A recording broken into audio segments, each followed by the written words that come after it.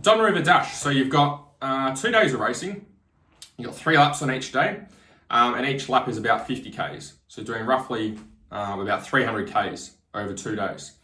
The laps, based on previous results, anywhere between 25 minutes to 50 minutes a lap. So it could be an hour and a half of riding on each day, or it could be up to about 3 hours of riding on each day.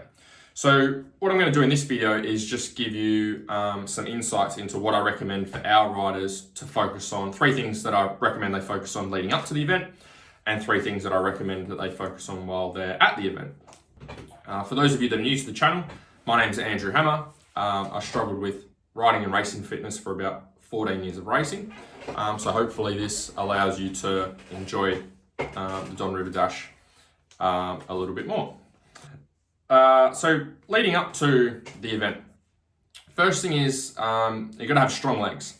Okay, so it's a very fast event, but also quite sandy, quite whooped out as well. So you're going to be spending a reasonable amount of time up on the pegs, wrestling the bike around.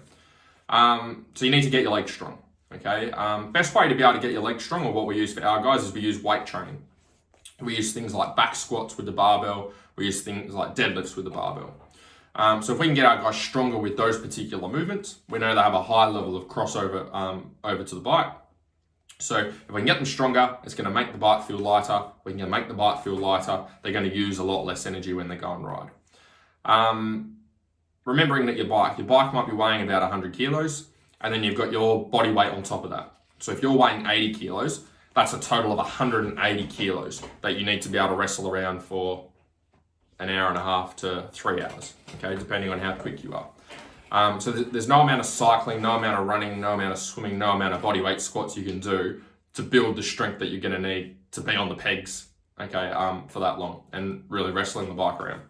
So that's the first thing. First thing. Second thing is sand and whoop riding. So one of the common mistakes that I see when people are preparing for the Don River Dash is that they will not do the type of riding that they're going to be racing on. Okay, now sometimes it's hard to race or to practice in certain conditions, but if you know that the track's going to be very fast and sandy and whooped out, then you want to make sure that you're going out on tracks and practicing where they're fast and sandy and whooped out.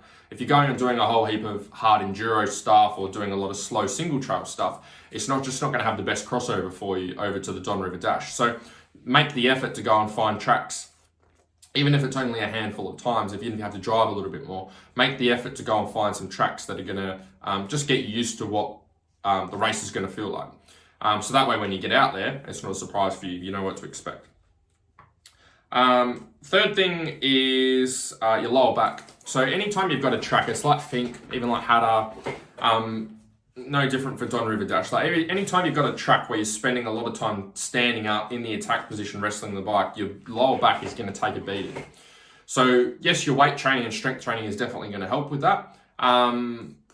That's one aspect, well, one area to look at. But the other thing is just getting out on the bike and getting in those positions more. As I just said, like if you're doing a lot of single trail or hard enduro stuff or slow stuff, and then you go to the Don River Dash, like your back is taking a beating in comparison to what you're doing on your practice rides.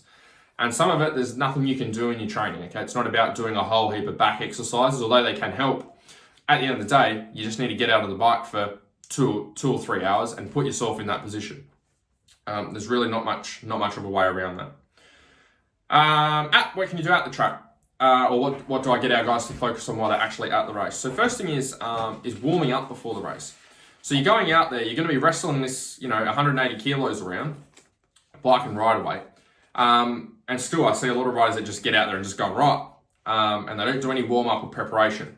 And so what happens is they don't feel very good in the initial lap, and they actually start to feel better towards the end of the race, which is the opposite to what you think should be happening. And the reason that happens is just from not warming up properly. So how do you warm up properly? You just want to make sure you're getting your body warm, okay? If I was doing a warm-up and I had my jumper on, I want to make sure I get to the end of the warm-up. I probably want to feel like taking my jumper off. If you've got an exercise bike or something down there, you can ride that for a little bit and get a bit of a sweat happening. If you don't, which a lot of you probably aren't, then you can just do some easy bodyweight stuff. Do 3 rounds, 10 push-ups, 10 squats, just to get a little bit of a sweat happening. And the reason you want to do this is just to get your muscles warm. the warmer you can get your muscles, the more elastic they become, okay? The easier they can contract and relax. And that's where our strength comes from, muscles contracting and relaxing.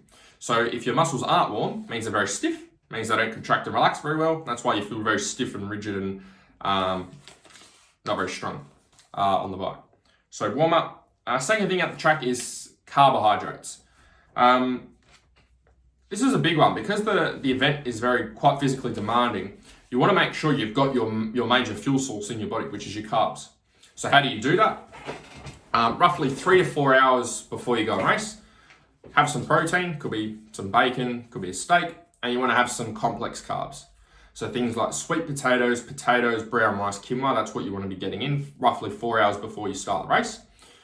Roughly half an hour before the race, you can have a carb gel or half a bottle of Powerade.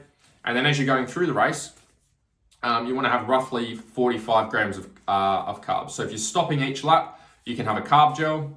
If you're not planning on stopping, then you can have put Powerade in your Camelback or put a carb drink in there to get your carbs in throughout race day.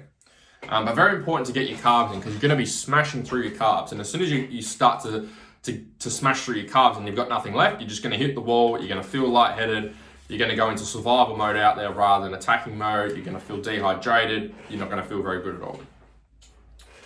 Third thing is active recovery. So obviously being a 2-day event, you need to make sure you're pulling up well for day 2. So nutrition-wise, things that you can do is make sure you get a protein shake in, whey protein after the first day. This will just give your body the building blocks it needs to recover and start rebuilding itself ready for day 2. But in terms of, excuse me, in terms of the active recovery side of things is once you finish the race, try and go and do something at low intensity. So just maybe go and have a look at the track if you can. Go for a walk. If you've got a push bike, go for a little push bike ride. Go for a walk somewhere to your accommodation or around your accommodation or if you're camping, whatever you're doing. Just move your body.